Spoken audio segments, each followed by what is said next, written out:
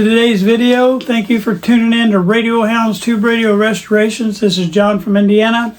We have been working on this schematic series. I've kind of got to the point now where we're going to start working our way through the radio on the way I do it, and you can start anywhere you want. But I will tell you this, I'm going to be starting at the output section of the radio and work my way back into the front end of that radio. Some people start at the other end. Really don't matter. I think you should, when you start doing what I'm getting ready to show you, you need to start at a tube somewhere. It's best to start from tubes and work your way out. And that will help you to orient. And why you say, why are you doing this? Because I'm going to take you into the chassis with the schematic.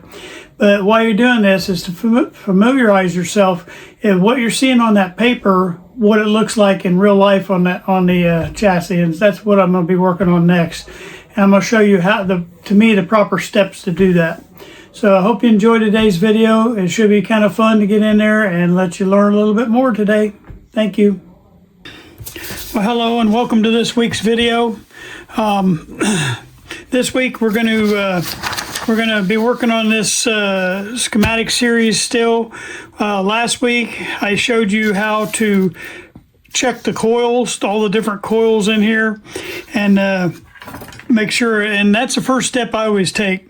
I always look at all the coils and make sure that they're okay, because a lot of these coils are real expensive, and sometimes it'll be the showstopper for you to work on a radio.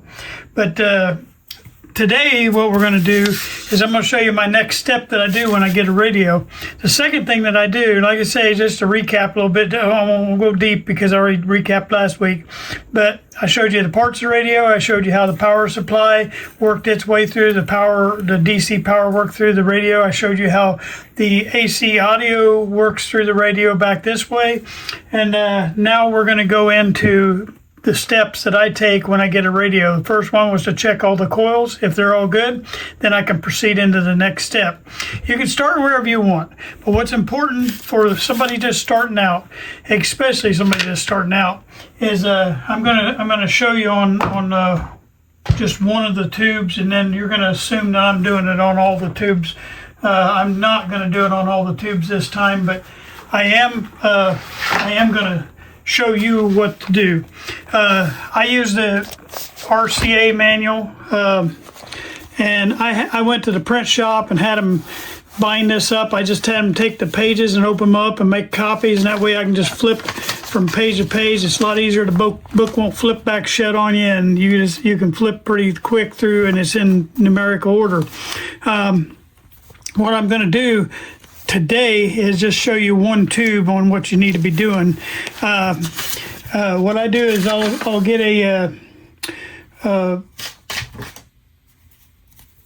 the tube manual out here, and I'll find the tube that I'm doing, because when you start doing these wire checks and component checks, you want to start at a tube and work your way out from that tube. It's the easiest way for a beginner to find your way through the schematic, and it'll be the best thing when you start doing these wire checks to match it to what's in this chassis. You're going to start learning the schematic a lot better, and so it's just best to start at the tube, okay? But first thing you have to do is get the tubes labeled. And what we're going to do is we're just going to use this tube right here as an example. It's the 6J5, and our 6J5 is sitting right here, and I'll try to focus in on that tube here. And what you can do now is on the manual, it'll tell you your pin numbers. Now sometimes you'll have a radio that maybe don't have the tube in the manual. The RCA, the reason I like it, if you're into the range of the radios that I like the 20s, 30s, and 40s radios, 50s. When you get into the All American 5, even some of that's in here. But this is kind of a middle of the range book that right there, the RCA receiving tube manual, and it carries a lot of the tubes. There's not too many that's not in there. There's not, some of the real old ones are not in there, and some of the real new ones aren't in there, but the middle of the road stuff, the stuff you find out here all the time, that stuff's going to be in here. Well, 6J5 is what I want to do, is that tube. Am I getting mess my focus up? That's my 6J5 right here, and then this is my 6J5 in the tube book. Well, you want to get those tube, because you're just learning. You want to know, what pin number what pin number is that grid on that 6J5 right there? What pin number is that plate? What pin number is that cathode right there? What pin numbers are these two elements for the filter caps? But you want to definitely know what that is. All right, so when we look in the book, you can see like the plate right here. I don't know if it's blown up enough yet or not. On the 6J5, your plate is number 3 right there. So what you do is just go in here on the schematic and you can label that number 3 right here on the schematic. So we'll go back over here to the schematic and we're going to mark that plate is sitting right. It keeps unfocusing real bad. The plate is right here, and that's pin number 3, and I just put it somewhere in the vicinity of that plate. All right, get back in here, and now our grid is pin number 5, okay? So then we're gonna go to the grid on that 6J5, and we're gonna put a 5 right there, all right? And then on our cathode is pin number 8 right here. So our cathode needs to be labeled, and we're going to mark that number 8. And as you can see from then on, when you're referencing this stuff, you already know what pin number to count on your tube. And so this will help you to trace those wires. Now, you can start at any tube you want. A lot of people start at the front end and go this way. I start out here on the output section and go that way, okay? So what you want to do is pick your things, and so I'm going to go ahead and get the 6V6 here, and we'll pull that one up. I'll be right back. All right, 6V6 is right here. It's in front of us. The plate is pin number 3. Okay, so I'm going to go ahead and get that marked out here. Pin number 3 is my plate. All right, then my control grid right here that's coming in. We're going to look at that one. Control grid is number 5, okay? So we're gonna mark that number 5.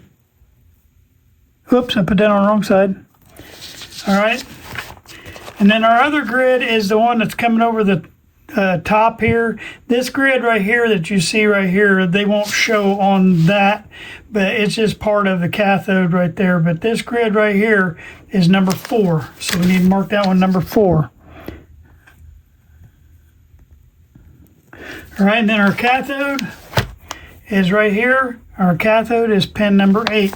So it's very similar to the 6J5 as far as the pin out numbers, because we've got those numbered, and we know that this is the same tube, so we don't have to write it on both of them. It just makes it easier. So we're going to start up here at the output, and we're going to work our way across here. And we'll kind of look up in here. I got to get some lighting. My lighting is not in place. Okay. All right, so here we go. I'm going to turn this a little bit more so you can see in here. All right, here are the two output tubes, the 6V6s right here. They sit right here, and you can see that on the example here. It shows you your layout here on the top of the chassis so you can figure out where they are. But your 6V6s are sitting right here, and that's the ones we're going to be looking at up front, okay? So the first 6V6 is, and I'm just going to keep holding this in front so I have to keep moving the camera. All right, the 6V6, we're going to check the plates, and the plate's going to go out through the output transformer. Well, you know the output transformer is out on the speaker, so all we got to do is verify that it goes to the plug. So that first plate is going to the plug, and the second plate is going to the plug. So we need to just go find out where those two plates are. Well, we know that our plate number is number 3, pin number 3. So we count from our key over. Our key is I can't see it. Let's do this one first, and then I can find it from there. This is pin number 1, because there's my key. This is pin number 2, and this is pin number 3. Well, as you can see, pin number 3 has a new wire, and it's going right up here to that speaker plug, so that's a good one. All right, so then we know it's got to come back from that speaker plug to the other pin. So we know if my key sits right there, that's pin number 1, pin number 2, and pin number 3 is right there, and that's your red wire coming out to the speaker plug. So that's either side right there. So we've already replaced those wires. We already know they're good. We did that during our recap process. So what we can do, and what you want to do when you start working across this radio, is you want to take a highlighter and you want to highlight the ones that you've already checked, and that means you've checked everything in its path. Well, I'm going to show you this too. Across this coil, you have 2 capacitors right here, okay? Well, if you look at each one of the points where you have this, you have a capacitor that's sitting right here. Here's the one on this side, and then there's the one on that side. Now, had you not changed them out yet, we'd already technically went through this, what I'm doing now, so I've already changed them out, but here's where you would change out those capacitors and you would mark those in. I went ahead and marked our line because we've already changed those out. A lot of this has already been gone through, but I'm just going back through it, kind of showing you. So at this time, when you check that, make sure you had the connection here and the wires are good up to here. You would also change out these 2 capacitors, okay? All right, next thing we're going to do is just pick another component in that tube. This way you don't get lost. This way you can learn your way around this radio. You know where the tube's at, and if you did what I said to in the beginning, you would mark your tube number from the bottom here, write it onto the chassis, and somewhere I've got the 6V6 written up here too, but like where I did for the 6K7 right here, I point at it and I get 6K7, so I don't have to think where my tubes are either. All right, but you're going to take these 2 tubes and we're going to look at the pin number 4, the grid now. This is the suppressor grid. So this is the grid at the top, and this is pin number 4, okay? So we're going to look at pin number 4. Well, we know that was pin number 3, so the next one's going to be pin number 4, all right? So on pin number 4, there's a few things going on, so we got to figure that out, all right? So pin number 4, number 1, the center tap of pin number 4 goes to the center tap of the output transformer, okay? And that will also go down to your field coil. So we know that pin number 4 should eventually, it might go a roundabout way, but it eventually will get to that point and it'll go to that center tap on that transformer, output transformer out there on the plug. So we know somewhere that thing's going to be going out. Now you'd sometimes have to spend a minute and try to figure out how does it get there, okay? All right, here's the path that it takes. Now it takes you a while. Sometimes you get lost in here. On the schematic, it looks like it's going straight from there, straight down to the field coil. But I'm going to show you the path it actually takes, okay? The path it takes is right here. The path goes down, and you watch the red wire. The red wire goes down, all the way down, all the way down, all the way down, and if you follow it all the way down, it goes to the top end of an electrolytic. Well, that's your electrolytic that's sitting right there. I'm sorry, got to catch up in the camera. It's going down here to that electrolytic. And then that electrolytic, from there, it comes off of there and it goes up this other red wire and goes up to the top end up here and goes out to the speaker right there. And that's where your center tap is going on your speaker. That's on that output transformer where it's going out. So it actually goes down and back up, and that's how it gets over to here. But sometimes you just have to follow that path. You have to follow it to wherever it's heading out, because that's pin 4. So stuff's got to come off of pin 4, right? So that stuff that's coming off that pin 4, we have to trace each one of those.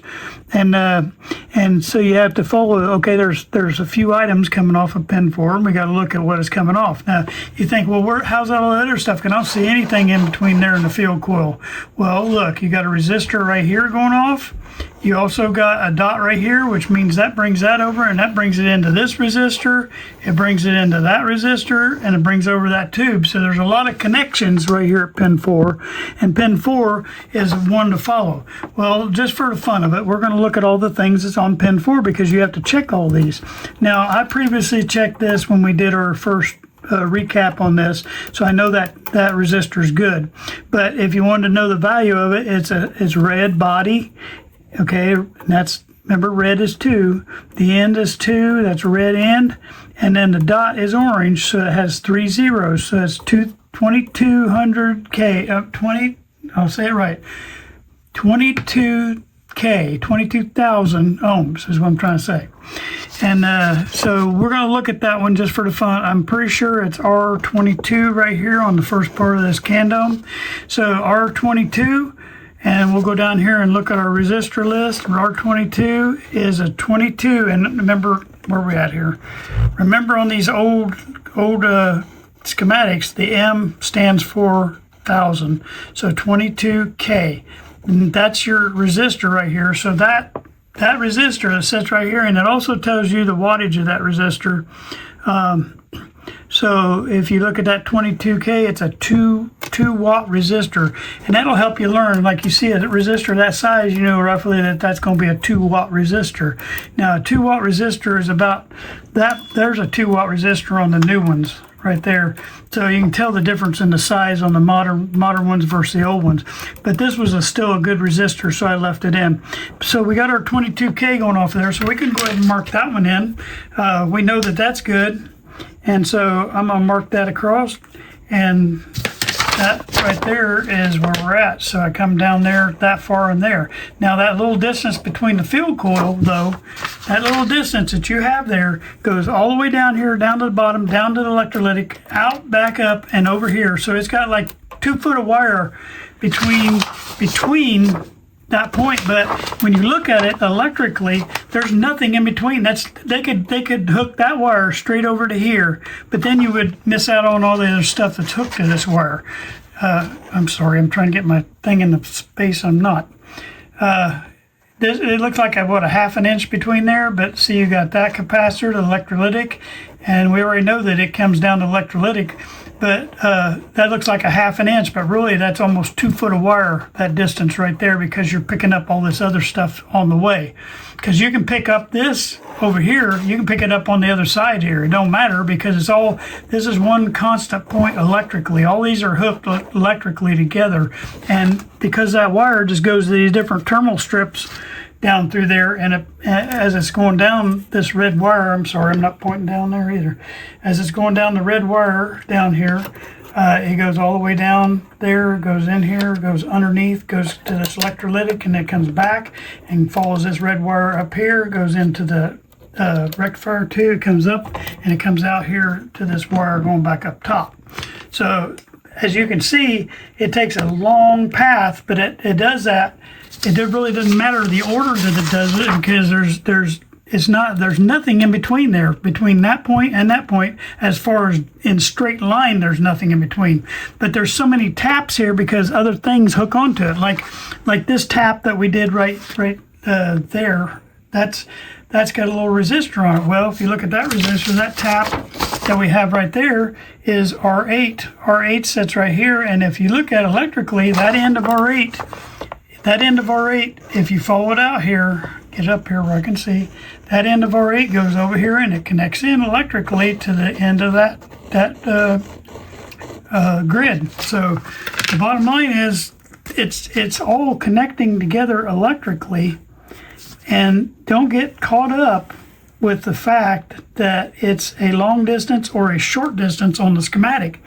All you do is start following that line. And you follow that line, and you think, well, okay, the first thing I'm going to run into is this connection out here to R8. That first thing I'm going to run into is a connection to R8 from there. And technically, it does luck out work that way, but sometimes it'll hit the electrolytic before it goes back up to R8.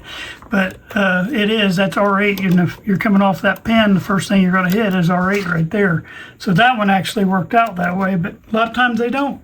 They'll work out in different order because they're all the same point electrically. I hope I'm saying that to where you understand it. All right, so what we know right now is we know that our electrolytic, our field coil, that going out here, this is going to the field coil up top here. That's going out, that's heading out that speaker plug to the field coil. All right, so we already know that our electrolytic is good.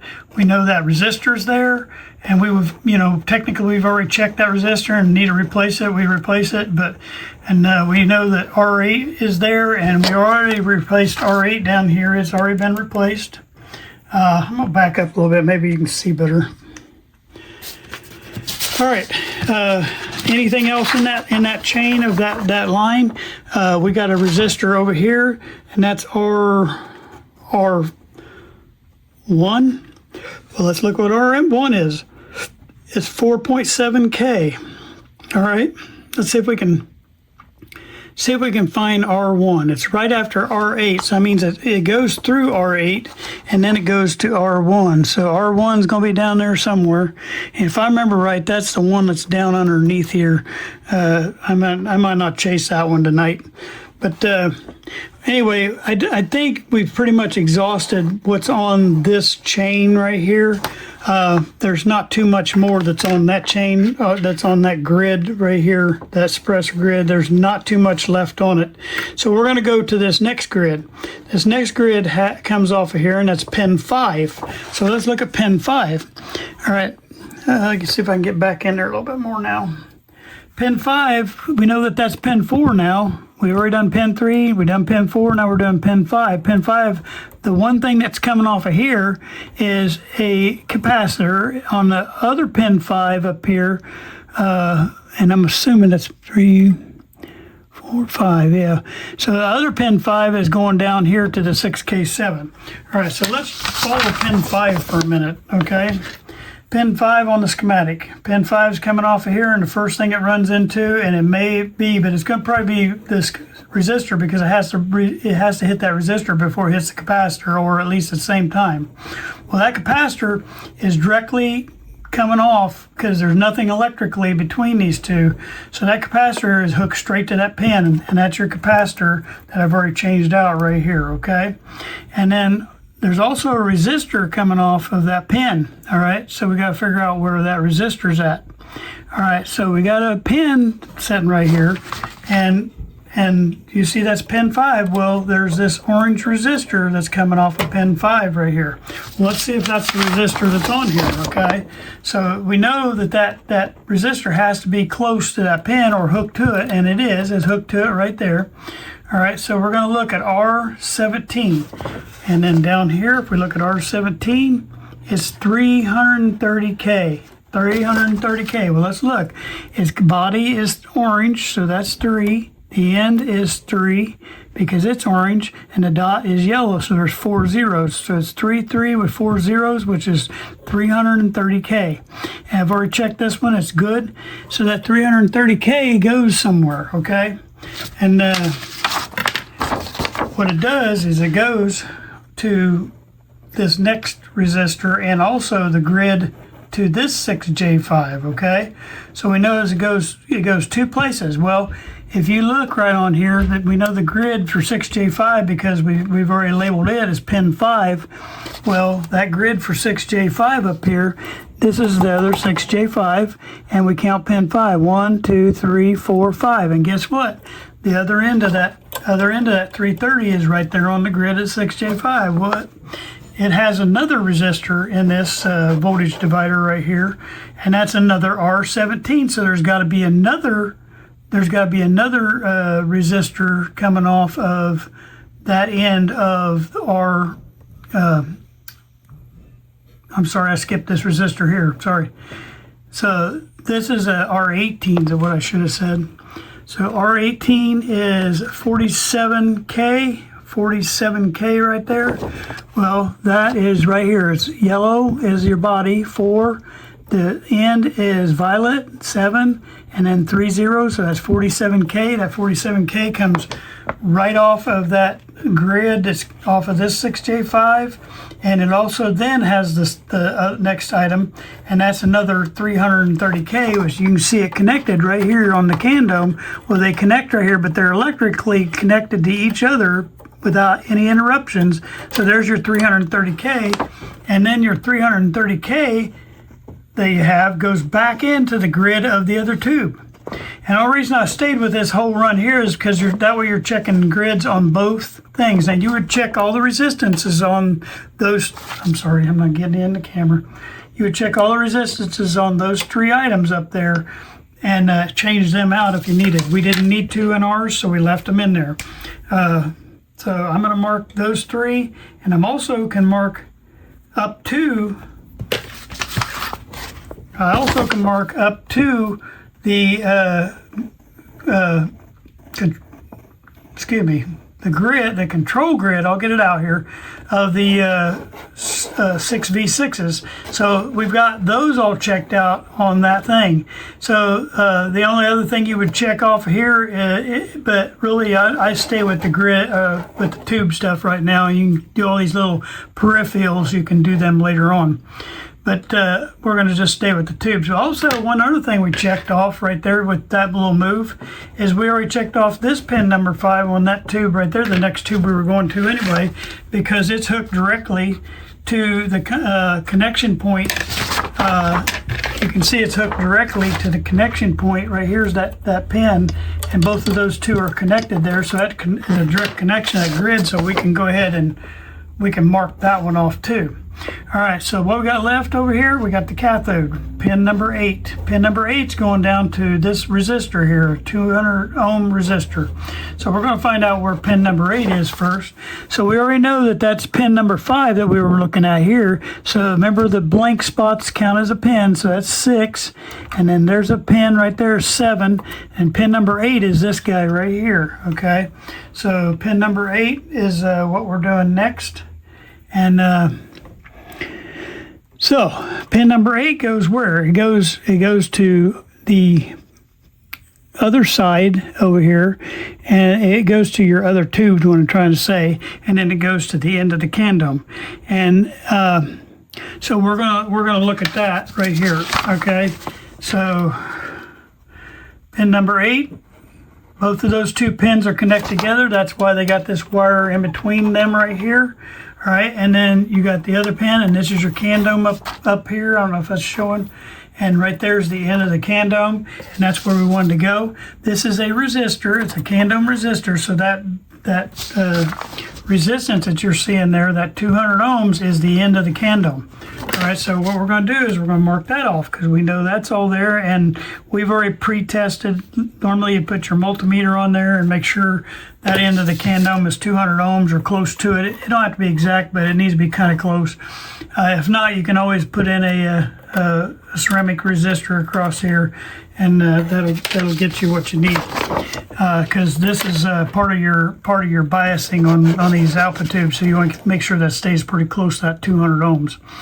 All right, so as you can see, within a few minutes, we just did 2 of the tubes and checked a lot of the wiring. Now, we didn't go off on these side tangents, like I didn't trace the wire that's going down here, but if you wanted to, we know that those all interconnect up here at that connection point. The connection point that you have right here between those 2 resistors, well, they connect right here. Well, that is the can dome. That's where it's going. So see, since it was there's nothing in between right here, nothing in between, but you have is going to the can dome resistor.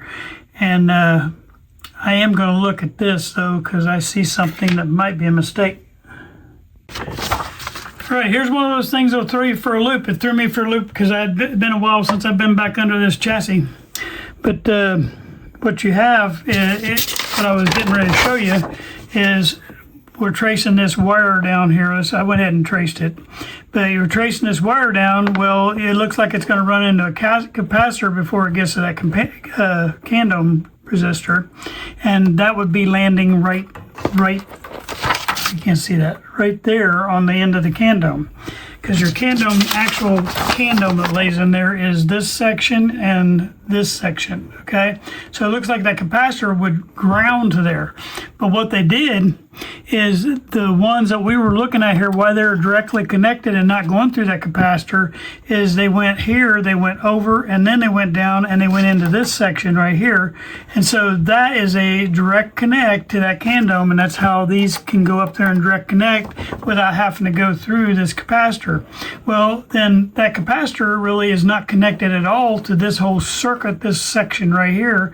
This section right here, even though it's electrically connected, it's not connected in the way that you would think where it goes straight down to that. It is electrically connected in there, but actually that capacitor is sitting over here, and that capacitor comes off of this section, and we'll run into that again in a minute. But it goes over here and it just hooks to ground. It don't have to hook to ground at the CAN dome. It can just hook to ground anywhere, because ground's anywhere on this chassis. So what they did is they ran this one up this line right here, and then went straight to ground, not at the CAN dome. Over here, they went up over by the 6F5 tube, so they ran it to ground right here on the ground lug on the 6F5. So that capacitor right here is not even sitting there. It's sitting up here by the 6F5.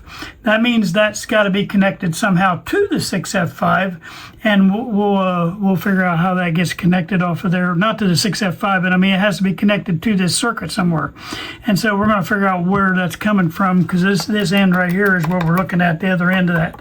This is ground over here on the 6F5, but that has nothing really to do with this tube. That's just a grounding lug. So, and then this end will go from somewhere, but we'll run into it on one of the other tubes. So we'll find where this is 104 is. That point 1 though that's sitting right here is actually somewhere else in the radio, but it's still going to be connected onto this line somewhere that goes out through here. But what we can do is mark off this section right here, because that's what we went down through there.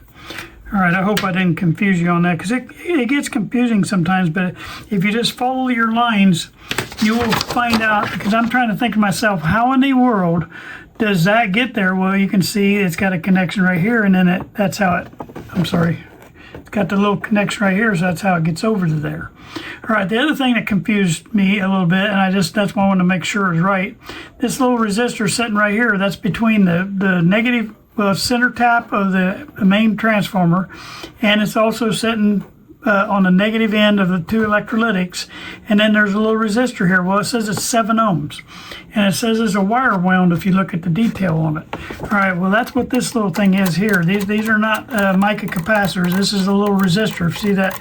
It'll be a low ohm wire wound resistor, and it'll be sitting right here, and it's 7 ohms. Well, if you follow that back a little bit, then you'll see that it comes right off the negative end of the capacitors. That negative end runs right here, and if you follow that wire up, it goes all the way through here, it goes here. You can see that wire sitting right there, and then it goes up here, and that's tacks onto that end, and then that other end of that 7 ohm ends up following the wire that's here going up to the CAN dome. So that's how it gets up to that CAN dome on that. That's how that gets up to the CAN dome. It follows this little green wire right here. So it comes all the way from down here, and that's another one of them where there's no wire there's no wire showing on that except for that little wire going right here. Well, it's actually almost a foot long. And that's how it is. But if you just follow the wires, you'll end up seeing. And then if you see something tapped in, like it lands on a terminal strip or something, and it's got other things connected, we'll follow those wires, but stay with the one you're chasing first and follow it all the way to the point where you're trying to get to, because eventually it'll get there. And then if you see these pit stops that it makes, like that's making a pit stop right there. Well, there's like 1, 2, 3, 4, 5 wire things hooked to it, because all these are interconnected together. That terminal strip and that one's connected, so that means all this stuff is connected. Then you can come back and trace off of these other trails, and that way you can start coming down these other lines that are connected to it. You can follow this, like that one right there. You can, we know it goes like that, but then you got a line going across, then you got a bunch of lines coming off of that line. So, you can see that all the way. Oh, I'm sorry, I'm getting out of the screen again. That's going down here, going to that one, going up to that one. So that's got 2 resistors on it. And then down here, it's going up to the cathode of that 6F5. But when we get to the next tube, see, we'll trace out from the tube and we'll find it that way. And that way we'll see where our stuff is at. So right now we're here on this tube. Now I want to go ahead and jump over now. We'll finish up this 6J5, and then we'll jump over to the 6F5. So let's do that next. We're going to go for pin 3 right here, pin 3 on the 6J5, and we already know where our 6J5 is because our wiring took us there. So we want to go to pin 3, so that's our key. There's pin 1, pin 2, pin 3. So we got a resistor and a capacitor coming off of there. All right, so normally we would test all this stuff you're running into, you test it as you're going by it. And if it needs to be replaced, you replace it right then. All right, so the next one, we have 2 things connected to that pin on the 6J5. Well, let's go look and see what we got. We got coming down here, and I'm gonna turn here, and we got a resistor. And then if you look right there, we got a capacitor. So there's our resistor and our capacitor, and you can go look them up in the legend and see what they are. But we'll just look on here. See, like say you got 2 things coming off, resistor and capacitor, so that's a 4. The yellow is 4 body, end is 7, and then the dot is 3. So 47K is coming off of there, and then you got 503, which is a 0.05 capacitor. So that's what's coming off of there. And like I say, we would at that time test it, but I've already done all this ahead of time when we recap the radio. So we know we got a good connection across there, and that way you would test your continuity on these wires too while you're going. But that would take care of that one. Now you come up from that resistor, and then you got if you can look right here, you're coming up from this resistor. I lost my place. Coming up from resistor, you got 2 things. You got a wire coming off this way, and that's going back to the center, to that other side of that resistor going into the can dome. And then you have that wire, and then you have this other resistor sitting up here, that resistor. So we're going to look at that. So we have a resistor hooked to the end of that. Well, it's going to be R16. Go look at R16. R16 is a 220K resistor, okay? So remember I told you 220K. Well, it's going to be hard for me to tell you this one because I had to make that resistor. It's right here. I put 2 resistors together to make that resistor, but there is that 220K going off there. And then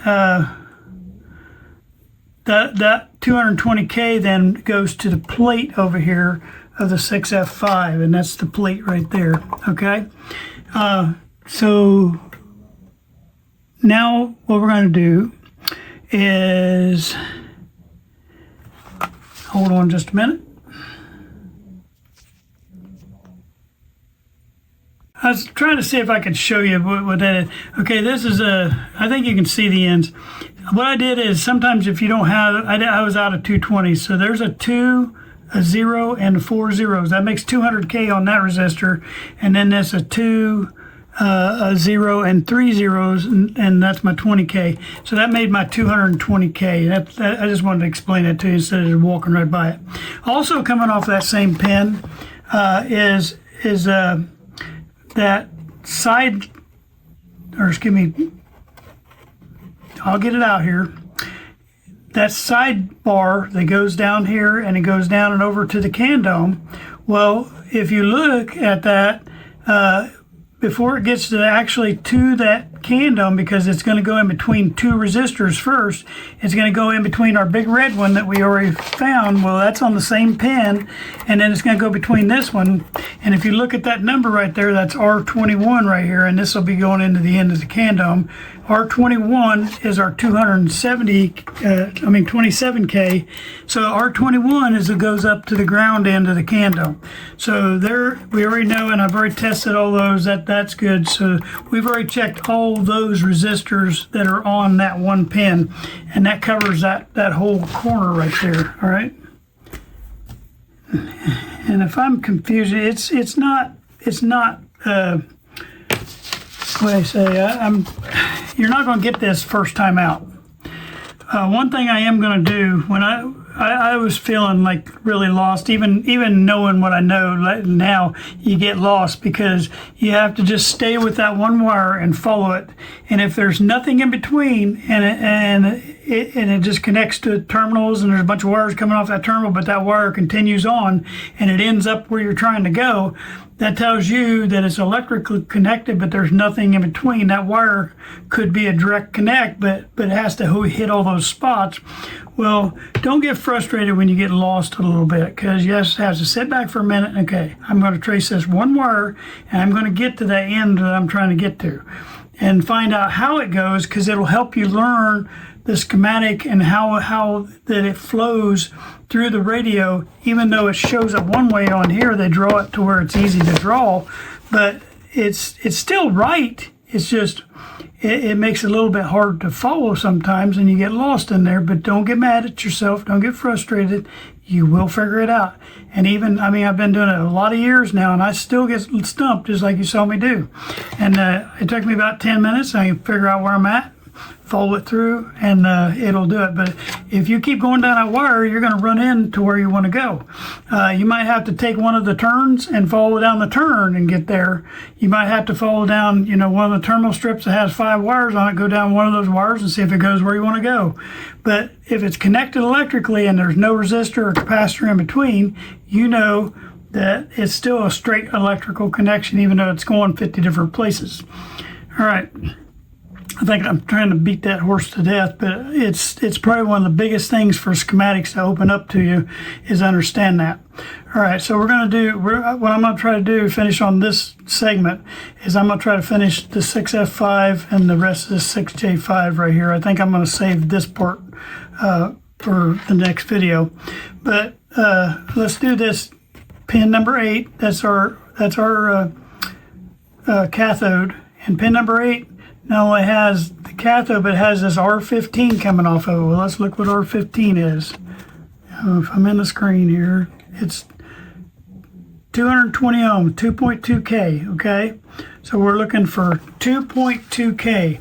All right, we're looking for pin 8 on the 6A5. Well, we're still back up here, and our pin 8 is right here. It's pin 1, 2, 3, 4, 5, 6, 7, 8. Well, looky right there. And you won't be able to see it in the camera, but that's a red body, red end, and a yellow dot. They just got it in backwards. You can't see the dot. But, oh, that's probably not in the camera.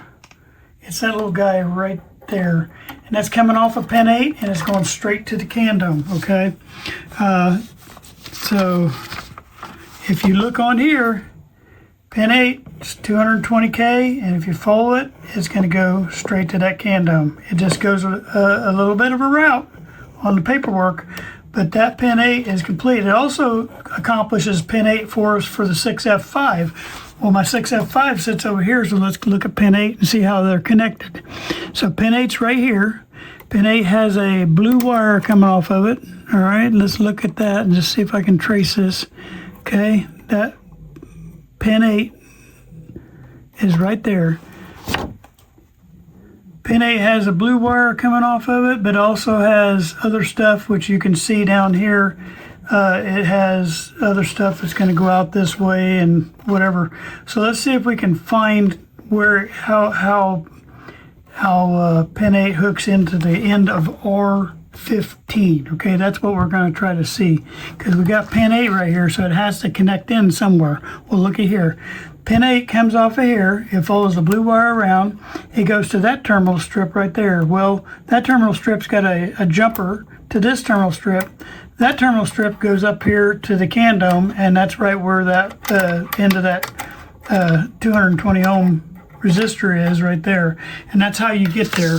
Like I say, there's nothing, it looks like it's going everywhere, but the pin 8 of this 6F5 over here ends up right there, and there's nothing in between.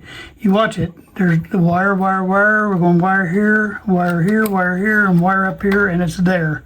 it's on the can dome right there on that point. And that's right where the other end of that resistor is. So we can go ahead and mark that off too. And we know that that section of the radio is good. Now, I've skipped the filaments right now because I don't want to confuse you. So, all right, you can also check the filament windings, but I tend to do that at the end of all this run through like this, and then I go through and check the filaments. A lot of times, you don't have to change out these filament wires, and it's just wires, and so you don't have parts or anything on it, and you just kind of look through and make sure you don't have any peeled open or split or most of the time they don't do the filaments out of the rubber stuff, so it's usually not too bad. Now, we didn't look up 6F5, so I'm going to look at that real quick and get you the pin numbers on it.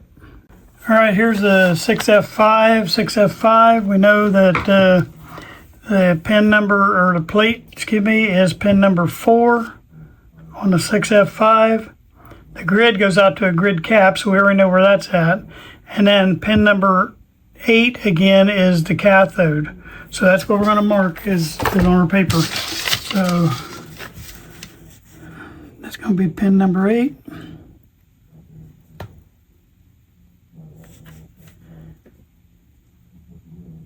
And I just put GC for grid cap and 4. So what I did is on the 6F5, I wrote 4 out here by the plate. I wrote GC by the grid for the grid cap. All right. And then I wrote number 8 by the cathode. Well, we've already checked the cathode, so now really the grid cap, we can hook on to that grid cap of that 6F5 up there, and you would connect your multimeter onto that grid right there, and then you'd have to connect onto this resistor right here. So let's find that resistor. See, is R10. Okay. So let's look at R10 on here. It's a 1 meg, okay? So you have to find R10, and R10 is going to be coming off of, an easy way to find the 1 meg is look where your little, remember that's our little 7 ohm resistor right there? Well, it's on the other end of that 7 ohm resistor, so you know the 1 meg and 7 ohm, now there might be a wire between them. So we're going to look at the bottom end of that 7 ohm, and guess what? We found it. It's right underneath those wires right here. It's a brown, end is black, and then the dot is green. That's 50. So that's 1 0 with 5 zeros. That's a 1 meg. So there's your 1 meg resistor, and you would check that and make sure it works. But see, it's hooked on the end of that 7 ohm. So we know that that segment is good all the way through from the grid cap down. Now that don't check all the side wires that's going around, but we connected the dots. We did connect the dots down here between there and there, because that's that 1 meg right here, and that brings you right to there. So we know that that part's good, and we checked all the continuity, and we checked the values and everything. That's good. So then you would check this direction, and there's a lot of stuff out here which we'll pick up. It's easier, a lot of stuff if you follow that out from that. A lot of stuff connected, but we can pick those up when we do this tube and when we do this switch. We'll be able to figure out where those are at, so you can just follow off of that tube, and we can get those resistors that way, and then find the wire that goes back to connect everybody into here. So really you don't even have to chase that rabbit until you get to down to that tube. If you see it going off somewhere, just leave it until you get to that tube in the vicinity at the other end, and that way you can work back and find out where these two meet in here, because somewhere they're going to meet. That wire is going to meet somewhere, and it's going to connect back to this cathode of this 6F5 right here. But it might be a little bit of chasing through there. It might be just a real short distance, but it might be a long distance. We don't know. You won't know until you do it, but it's easier to work from if you don't take anything away from this video today, take one of these tubes across the top and work your way out. Now we can, we already checked all these because we checked continuity and everything right here. So all that around the transformer when we did the power supply is good. And we don't even need to check around those, but all this tube's across the top, and sometimes they'll have a oscillator tube down here. You need to check that one, but check these across, but work way out from the tube. If you get lost, go to the next tube and work your way out from that one, and that way you'll not get so lost in here, and pretty soon it'll start coming to you, and you'll think, wow, I'm starting to understand this thing. I got to the point, now God humbled me. He did, and I got to the point where I felt like somebody could could bring me, if I had a good schematic, but somebody could bring me a schematic and a radio that had everything stripped off the chassis, all the wires gone, and all the parts gone, and I felt like I could put it back together. And I was like an idiot. I made that comment out loud. And the next radio that I got, well, I had the worst time. It was one that I had never done before. And it wasn't done like a lot of the radios that I've done. I've done a lot of Zeniths and Philcos and all the standard ones. But this was it was a Splitdorf. Is a friend of mine, Scott. He brought a Splitdorf radio, it was really fun to work on. But electrically, it tore me up. And I made that statement to him right before that. And I got tickled after a while, because I realized that if I think I know anything, I don't know anything. And you're going to be that way. I don't care if you've been doing this 50 years. You're going to run into that thing that's going to kick your tail. So don't tell anybody that you can take all the wires off here and hand me a chassis and a schematic and I can rebuild it, because I can't. And I might come close, but it probably won't work. And I'm not going to ever say that again. I learned my lesson. God just showed me that, buddy, you still got a lot to learn. And I hope you understand that. One little thing to finish out this video, since this is going to be just a little shorter video, because I don't want to throw too much at you on that. But one more thing to throw out there is I have been, for the last several little weeks, I've been kind of arguing a little bit with my editing software people. And I'm not going to say their name yet, but they have not been helpful. What happened is I got charged to upgrade to a pro account, and they're taking so much a month out. And because I got charged that, I was happy, it gave me all the stuff I needed to do what I needed to do, a good job for you guys. Well, it just dropped off, and it was like I never did it, but they're still taking my money. And there is absolutely no phone number for this company. It is overseas in a foreign country. And I tried to talk to these people, and they just basically, I think, told me they're going to refund me and dump me. So what it does is it might affect my videos. I don't know. I'm trying to switch over to another software company, and that being said, that might be a problem because there's a learning curve. I had a big learning curve on this one. I felt like I was getting pretty good at it and starting to, learn the little extra tricks and trades, and now all once I may be losing this. So I'm still gonna try to use it this weekend if they hadn't totally cut me off, so I can get my videos ready for next week. But if not, there may be a slight interruption in my videos, or the quality. Like if I'm learning this new program, there might be a few errors that I make, because I got to learn the sound volumes again and how to so I don't have my voice real quiet or real loud. I don't have music real quiet or real loud. I try to put very little music in anymore, except for at the tail end. But if I make a few mistakes that way, just bear with me. And I'm either so sometime this next week, I'm going to try to get my videos done for this week on that old program.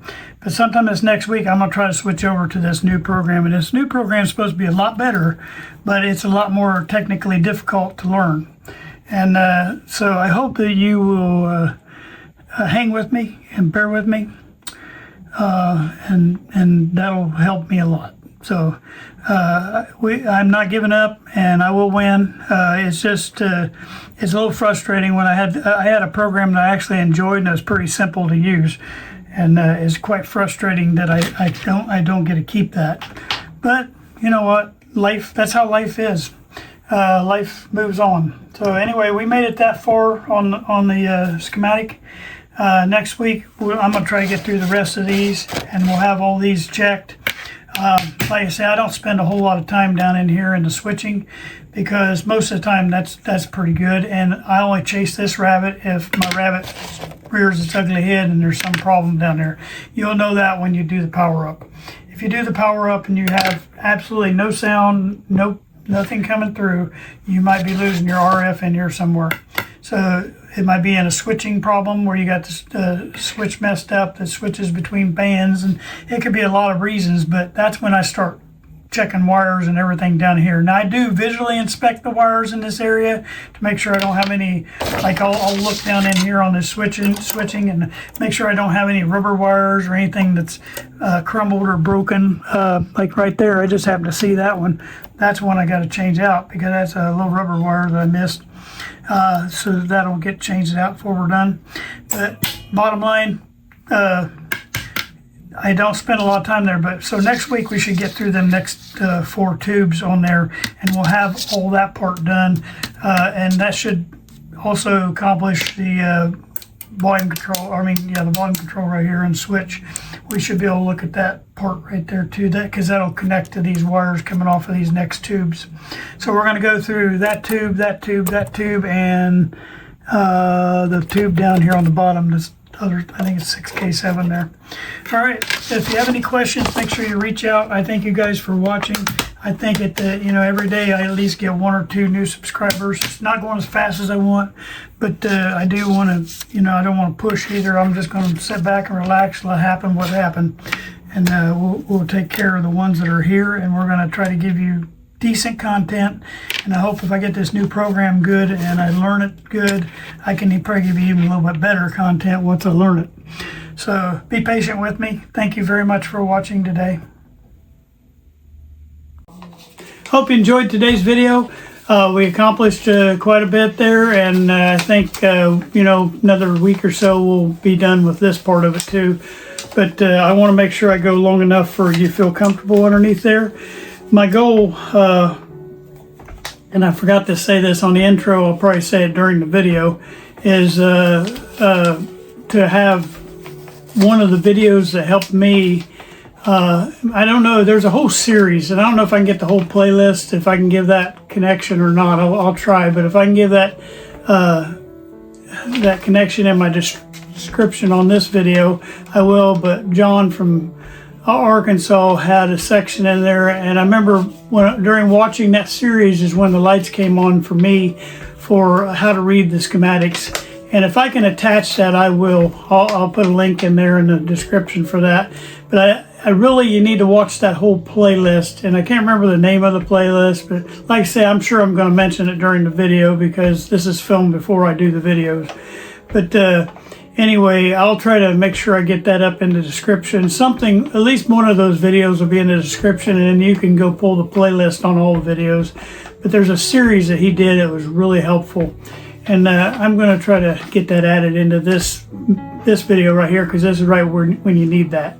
All right, I thank you, and hope you enjoyed what we did. Thank you. I just want to close out all my videos with this right here. This is my my motto, and it's going to be our channel motto from now on. It's sometimes you win and sometimes you learn. We don't ever want to lose. We want to learn from every mistake we made. I thank you guys for watching.